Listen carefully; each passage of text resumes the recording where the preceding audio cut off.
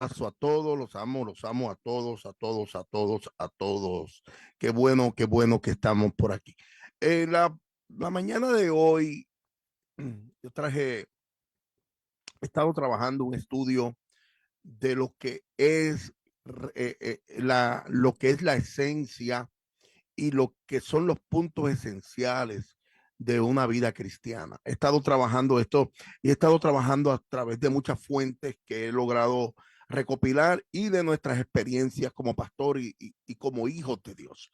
Así que yo quiero que usted se ponga ahí cómodo y que por favor deje el teléfono por un rato para que usted haga caso a lo que el Señor quiere traerle a usted en esta maravillosa mañana. Hay principios que son esenciales en la vida de un cristiano. Cristiano no es algo que usted hereda. El término cristiano no es algo que usted hereda por default, porque mi papá era cristiano, yo soy cristiano. Cristiano no es una religión. Cristiano es un estilo de vida, es una decisión de seguir a Cristo. Eso es lo primero. Nosotros no tenemos una religión para que se diga que somos cristianos. No, no. El término cristiano es muy importante que usted entienda que no tiene que ver nada con religión, no tiene que ver nada con seguir los pasos de mi familia, los pasos de alguien. No, nosotros somos cristianos porque seguimos a Cristo. Y esa es la parte más principal que usted tiene que entender, que el que sigue a Cristo tiene que abandonar el mundo.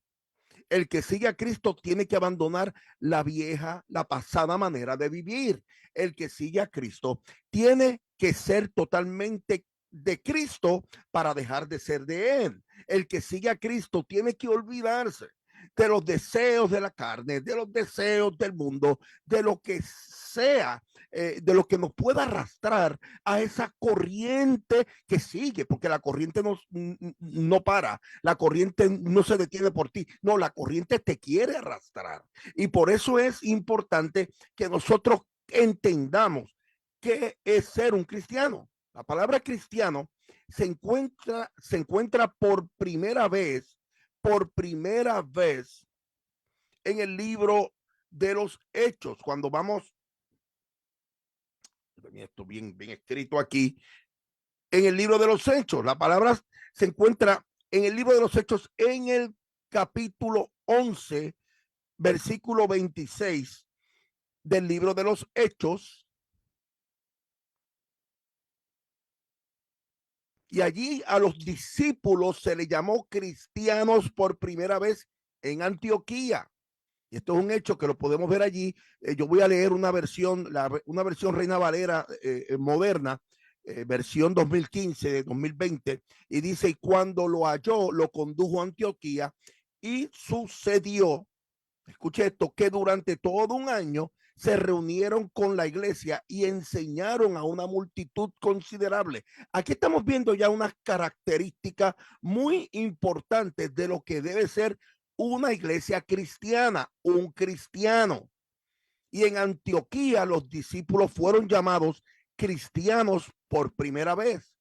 Y este nombre fue dado por el mundo a quienes reconocieron a Cristo como dueño, Señor, como redentor, como salvador. A los que reconocen, siguen a Cristo, son cristianos. Y si vamos a la historia, Constantino, claramente en los siglos 12 al 14, allí Constantino, junto con la Iglesia Católica, crea una religión cristiana que no tiene que ver nada con el cristianismo que nace de nuestro corazón. Esto quiere que quede claro. Por eso a estos en el libro de los Hechos se les identificó con el Cristo que se rechazó, con el Cristo crucificado.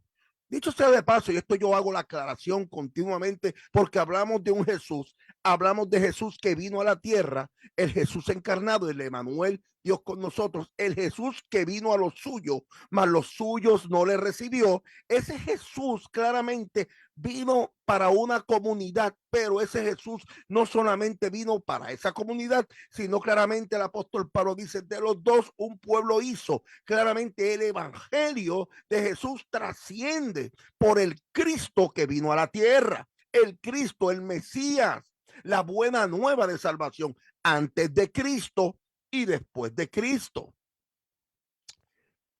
Un cristiano es un hombre de Cristo. Un cristiano es un hombre que ha dejado todo atrás para seguir el llamado de Cristo. Un cristiano no puede seguir a Cristo y seguir al mundo.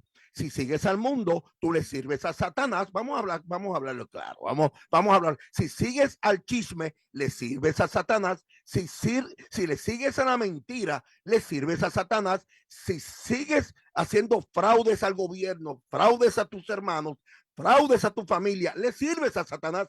Tú no eres cristiano, tú eres un falso cristiano. Tú eres un falso cristiano. Y esto es claro, tenemos que sacarlo del medio porque no todo el que está en Israel es israelita. No todo el que dice Señor, Señor entrará al reino de los cielos. Un cristiano redimido con la sangre de Cristo, valga la redundancia, es alguien que le pertenece a Cristo. Primera de Corintios, capítulo 15, versículo 23. Pero cada uno en su propio orden. Aquí habla el apóstol Pablo a la iglesia de Corintios, las primicias, Cristo, después los que son de Cristo a su venida. Solamente traigo un contexto para identificar que somos de Cristo. Pero en Juan, capítulo 13, versículo 1, el evangelista habla a los creyentes como los suyos, a quienes el Señor amó hasta el fin. Juan 13:1 dice, antes de la fiesta de la Pascua, sabiendo Jesús que había llegado su hora, estamos en las postrimerías del ministerio de Jesús en la tierra, para pasar de este mundo al Padre, habiendo amado a los suyos que estaban en el mundo, los amó hasta el fin. Qué maravilloso privilegio es pertenecer al glorioso y perfecto y eterno Hijo de Dios, pertenecer a Cristo. Aquel que es nacido de nuevo, un cristiano es aquel que es totalmente nacido de nuevo por el Espíritu Santo.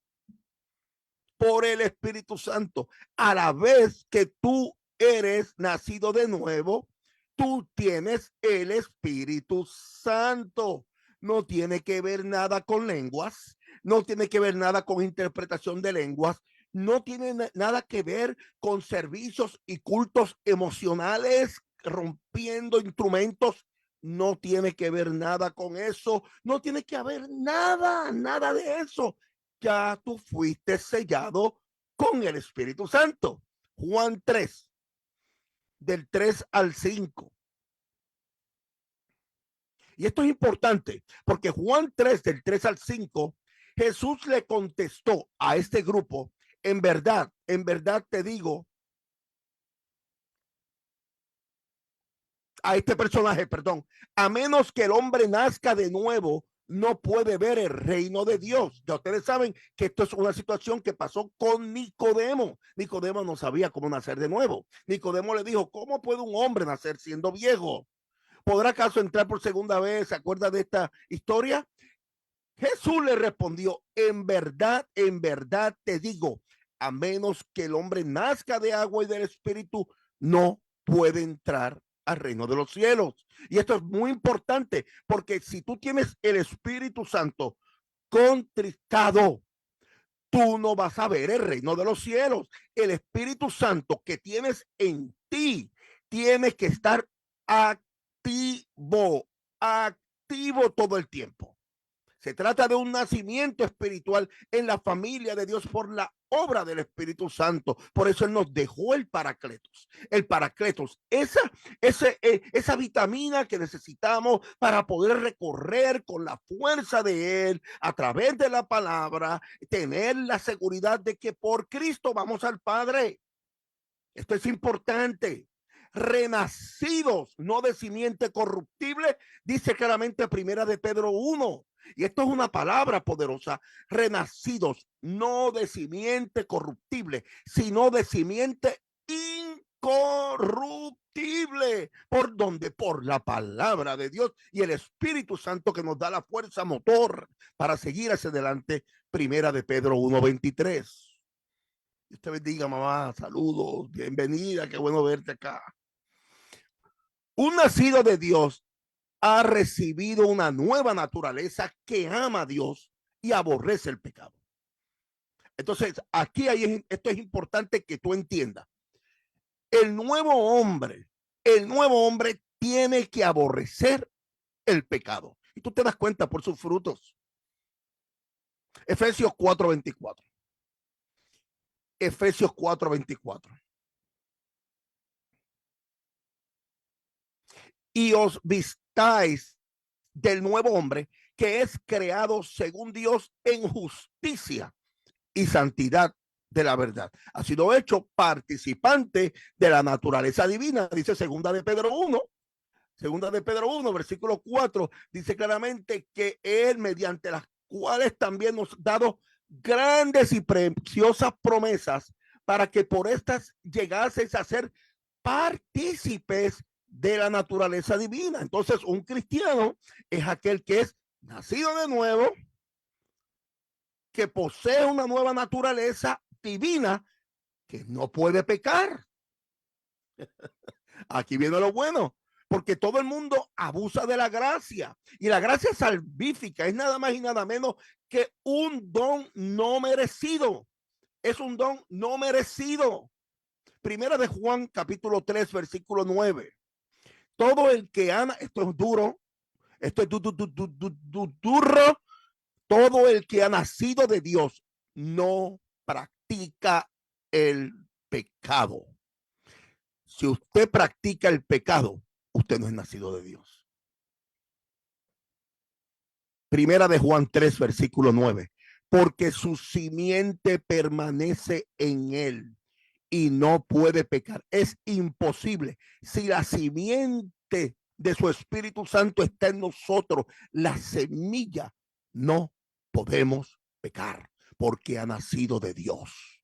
Ha nacido de Dios. Por eso es importante que entiendas, mi hermano, que una persona nacida de Dios por el Espíritu Santo, seguidor de Cristo, que practica la piedad de Cristo y que de verdad poseemos una nueva naturaleza, no podemos pecar. Entonces, esto nos hace una persona convertida.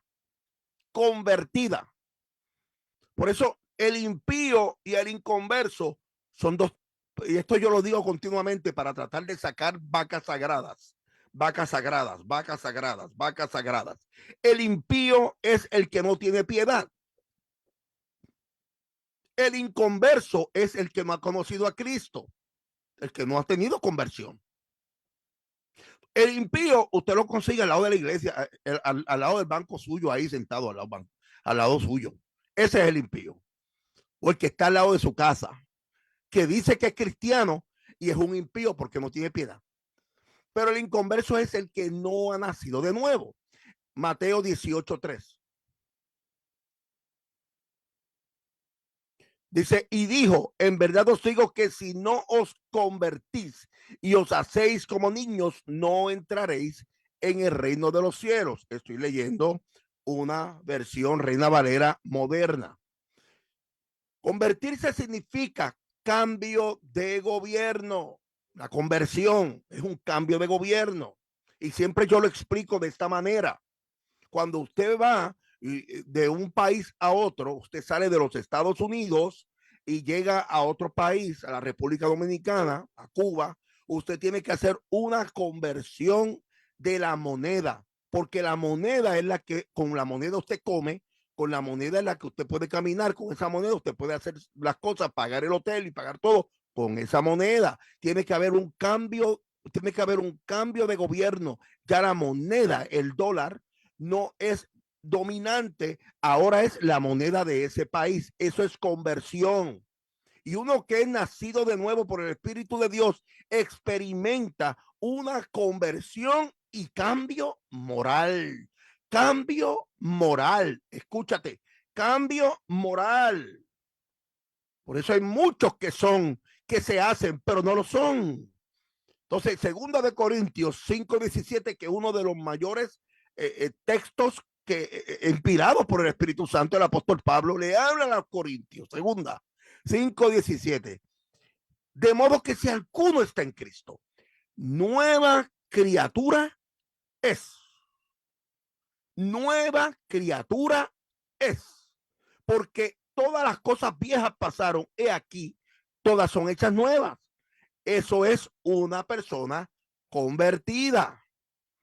Y por subsiguiente, todo esto que te he traído desde el principio, te he hablado de que aquel que pertenece a Cristo, aquel que es nacido de nuevo, una persona convertida, te catapulta a ser un hijo de Dios.